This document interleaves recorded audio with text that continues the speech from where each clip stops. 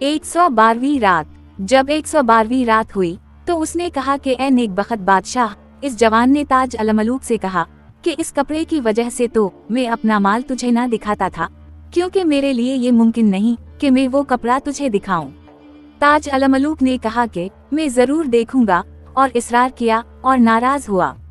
इस पर जवान ने इस कपड़े को रान के नीचे से निकाला और रोने और आही भरने और शिकवा शिकायत करने लगा और बहुत सी आही भरकर अशार गाकर पढ़ने लगा। जब वो अशार गा चुका तो ताज अलमलूक ने कहा कि मैं देखता हूँ कि तेरी हालत अबतर है, बता कि तू इस कपड़े को देखकर क्यों रोता है। जब जवान ने कपड़े का नाम सुना तो वो आही भरने लगा और कहा कि ए मेरे मालिक, मेरा किस्सा और मेरी हालत अजीब वो गरीब है जो इस कपड़े के टुकड़े और इसकी मालिका और इन तस्वीरों के बनाने वाली के साथ पेश आई। ये कहकर उसने वो कपड़ा खोलकर फैला दिया और ताज अलमलूक ने देखा कि इसमें एक हिरन की तस्वीर रेशम और सुनहरी कलाबतों से बनी हुई है। इस हिरन के सामने एक और हिरन की तस्वीर है जो रोपहले कलाबतों से कढ़ी हुई है। इस हिरन के गले में सुर्ख सोने का एक तोक पड़ा हुआ है जिसमें जेरजिद के 3 बकसौए हैं। जब ताज अलमलूक ने इस जरदोजी की खूबसूरती को मुलाहजा किया तो बेसाख्ता उसकी जबान से निकल पड़ा कि पाक है वो जात जिसने इंसान को वो चीज सिखाई जो उसे ना आती थी। ताज अलमलूक का दिल इसके किस्से में लगा हुआ था। इसने जवाब से कहा कि अपना किस्सा सुना जो तुझे इस हिरन वाली के साथ पेश आया। अजीजा और उसकी कहानी। जवान ने कहा कि ए मेरे आका सुन, मेरे बाप का शुमार बड़े ताजिरों में था, लेकिन मेरे सिवा इसकी कोई और औलाद ना थी और मेरे एक चचीरी बहन थी जिसकी तरबियत मेरे साथ मेरे बाप के घर में हुई थी, क्योंकि इसका बाप मर चुका था और मरने से पहले उसने मेरे बाप से ये शर्त ले ली थी कि वो मेरी शादी इसके साथ करे।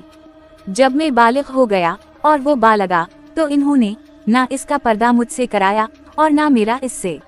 मेरे बाप ने मेरी माँ से उसके मुताल्लिक गुफ्तगू की और कहा कि इस साल हम अजीज का अक़्द अजीजा से कर देंगे, और दोनों वालिदैन इस पर रजामंद हो गए और मेरे बाप ने वलीमा का सामान करना शुरू कर दिया। इधर तो ये हो रहा था और इधर में और मेरी चचीरी बहन बाहम एक ही फर्श पर सोते थे और हमें कुछ खबर ना थी, लेकिन वो मुझसे ज्यादा बाअक़ल वो शूर थी।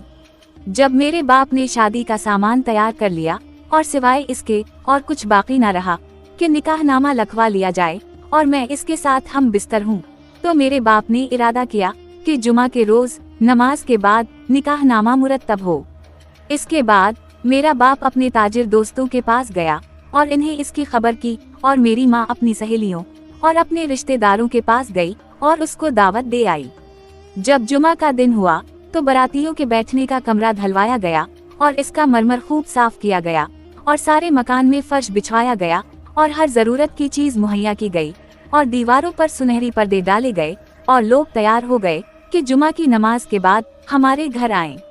मेरे बाप ने जाकर हलवे और मिठाइयों की सैनियां तैयार की और सिवाय निकाहनामे के और कोई चीज बाकी ना रही। अब मेरी माँ ने मुझे हम्माम भेजा और मेरे पीछे बेहतरीन लिबास का एक जोड़ा भिजवाया। हम्माम से निकलकर मैंने इस जोड़े को पहन लिया और वो अतर में बसा हुआ था। जब मैं इसे पहनकर चला तो उसकी खुशबू से तमाम रास्ते महक उठे। अब मैं जामे मस्जिद जाने का इरादा कर ही रहा था कि मुझे अपना एक दोस्त याद आया और मैं उसकी तलाश में लौट पड़ा ताकि निकाहनामे के लिखे जाने के वक्त वो भी मौजूद हो, और मैं अपने दिल में कहने लगा कि मैं नमाज के वक्त तक इससे फारिग हो जाऊंगा। ये कहकर मैं एक गली में दाखिल हुआ जहाँ पहले कभी ना गया था, और हम्माम और नई पोशाक की वजह से जो मैं पहने हुए था पसीना पसीने हो रहा था। पसीना बह रहा था और खुशबू फैल रही थी, इसलिए मैं गली के किनारे एक चौकी पर जरा आराम करने बैठ गया और एक कुढ़ा हुआ रुमाल जो मेरे पास था नीचे बिछा लिया। अब मुझे और ज्यादा गर्मी मालूम होने लगी और पसीना पेशानी से बह बहकर चेहरे पर आने लगा, मगर मैं रुमाल से अपने चेहरे का पसीना न पूंछ सकता था क्योंकि वो मेरे नीचे बिछा हुआ था। इसलिए मैंने इरादा किया कि अपना दामन लेकर अपने रुखसारों से पसीना पहुँचूं कि इतने में ऊपर से एक सफेद रुमाल मेरे पास आ गिरा जो नसीम से ज्यादा हल्का था और जिसकी शक्ल बीमार की सेहत से ज्यादा लतीफ थी। मैंने इस रुमाल को उठा लिया और सर उठाकर देखने लगा कि वो रुमाल कहाँ से गिरा है कि इतने में मेरी इस हिरन वाली से 4 आंखें हो गईं। अब शहरजाद को सुबह होती दिखाई दी और उसने वो कहानी बंद कर दी जिसकी उसे इजाजत मिली थी।